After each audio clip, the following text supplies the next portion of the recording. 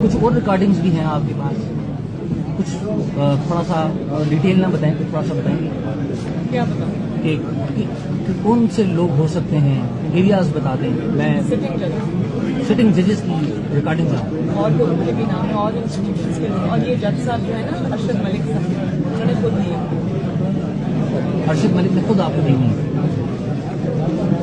ये रिकॉर्डिंग की थी अरशद मलिक साहब ने, क्या अरेंज उन्होंने की थी। Not asking about source, just आपका कमेंट चाहिए। नहीं, उनको पता नहीं था कि रिकॉर्डिंग, उनको पता नहीं था। अगर उनको पता होता तो वो ये करते।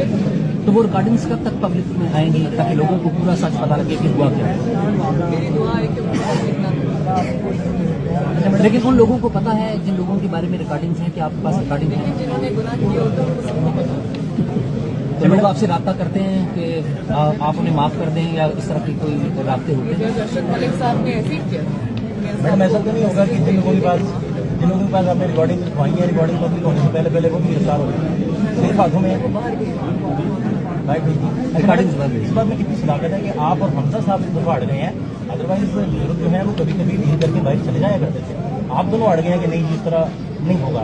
इस बात में कितनी सदाकत है। ये जो हम, अगर आप कोई स्टैंड ले रहे हैं तो ये हमारे खून में शामिल है, ये हमारे बड़ों से ही आती है।